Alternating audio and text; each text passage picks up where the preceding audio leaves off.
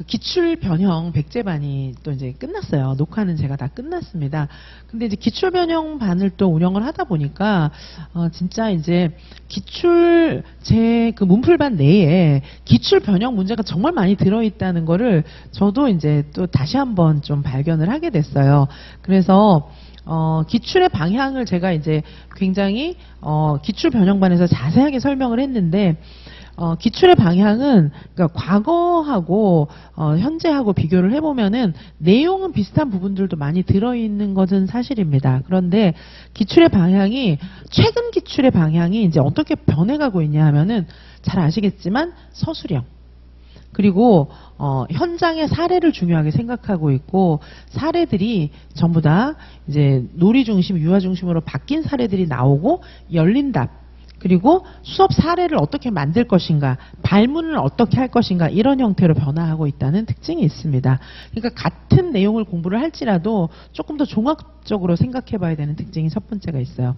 그 다음에 두 번째로는 어떤 특징이 있냐 하면은 이제는 예전에 그러니까 같은 교과서 내에서도 예전에 맨날 나왔던 부분만 나왔던 거예요. 나왔던 부분만 나오니까 거기서 조금 벗어나면은 이제 공부를 안 하는 거예요. 자, 예를 들면 동작 교육의 접근 방법 이런 거 이제 공부를 문제로 지금 오늘도 내놨어요. 그런데 저희 같은 경우에는 동작 교육의 방법 중에서 예전에는 직접적 교수법, 안내 발견적 교수법 이런 거 중심으로 많이 나왔단 말이에요. 근데 저희는 문풀을 하면서 탐색적 교수 방법도 굉장히 심도 있게 작년에도 다뤘었는데 2024 유아일명에서는 탐색적 교수 방법이 나왔죠. 자, 그래서 요새는 그리고 이제 수학 같은 경우에도 데일 그란트가 나온다던가 분류 중에서도 옛날에 맨날 나왔던 분류 말고 다른 분류가 나온다던가 이런 식으로 해서 최근에는 교과서 내에 있지만 다른 영역들도 많이 교과서 내에 분명히 있지만 맨날 출제됐던 부분들만 출제가 됐었단 말이죠. 근데 그렇지 않은 부분도 출제가 되는 거예요. 그렇지만 완전 구석탱이에 있는 거 이런 거 많은 사람들은 다 안 다루는 거 이런 것까지 보기는 좀 어렵죠. 그러나 교과서 내에 기본적으로 있는 거 우리 암기장에 있는 거 그 다음에 제 기본성에 있는 거 이런 것들은 전부 다 출제 대상이라는 걸 기억을 해주세요. 자, 그래서 지금 제가 뭐 말씀드렸습니까? 기본 내용들이 출제가 된다 할지라도 좀 종합적 사고력을 요하는 문제로 출제된다. 그걸 첫 번째 말씀드렸고 두 번째는 교과서 내에서 맨날 나왔던 것만 보고 그 밖에 있는 것들은 안 보고 시험장에 들어가면 안 된다. 그거를 좀 말씀을 드렸어요.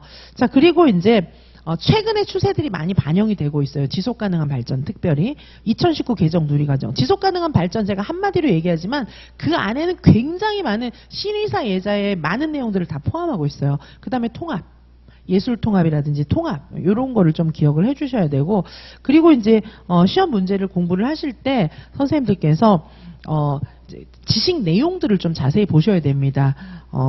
이제 아이들한테 지식 내용을 가르치는 것은 아니지만 예를 들면 과학이라고 할 때도 아이들은 놀이하면서 과학적 현상들을 공부를 하게 되는 거예요. 그래서 아이들의 놀이나 일상생활 속에서 아이들은 그냥 잘 모르고 놀이하고 낙하산 놀이하고 그림자 놀이하고 뭐 요리하고 이렇게 하지만은 선생님들은 이 아이들이 공부하면서 터득하게 될 지식의 내용들을 머릿속에 넣고 계셔야 되는 거예요. 왜냐하면 아이들을 주로 관찰하고 교육 방법들이 전부 다 일상생활과 놀이하고 연결되어 있기 때문에 이 아이들은 그냥 단순하게 놀이한다 쳐도 이 아이들이 놀이하면서 어떤 내용을 공부해야 되는지는 선생님들이 알고 계셔야 되기 때문에 세부적인 지식의 내용을 묻는 문제들이 나오는 거예요. 과학도.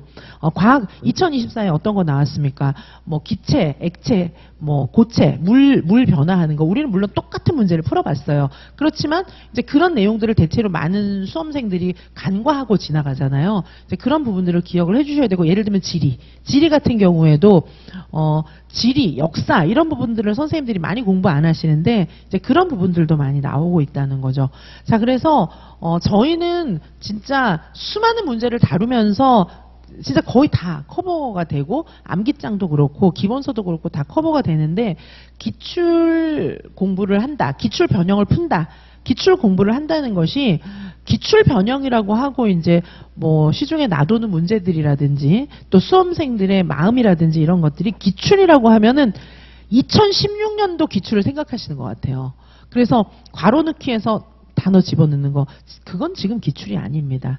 그래서 기출 유형을 공부하실 때 제가 공부하셔야 되는 방향을 지금 말씀드리는 거예요. 그래서 지금 말씀드리는 방향, 자, 종합적 사고력 말씀드렸고, 그 다음에 이제 공부를 하실 때 내용 같은 것들, 세부적인 내용, 지식의 내용을 알아야 되는 것들도 말씀드렸고, 그 다음에 요즘에 또 많이 늘고 있는 추세가 안전의 비중도 굉장히 커져가고 있어요. 그래서 제가 이제 이런 여러 가지 내용들을 기출 변형 강의에서도 굉장히 많이 자세히 알려드렸지만은 오늘도 문풀이지만은 간략하게 요 정도는 말씀을 드려야 할 것 같아서 말씀을 드리고 있는 것이고, 기출을 분석한다는 것은 굉장히 심도 있는 분석을 얘기하는 거예요. 자, 그래서 그리고 이제 제 모든 문제들은 기출에 기반하고 있는데, 기출을 분석하는 이유가 뭐예요? 기출을 분석하는 이유는 올해 시험에 어떻게 나올 것인지를 예견하고 방향을 잡기 위해서예요.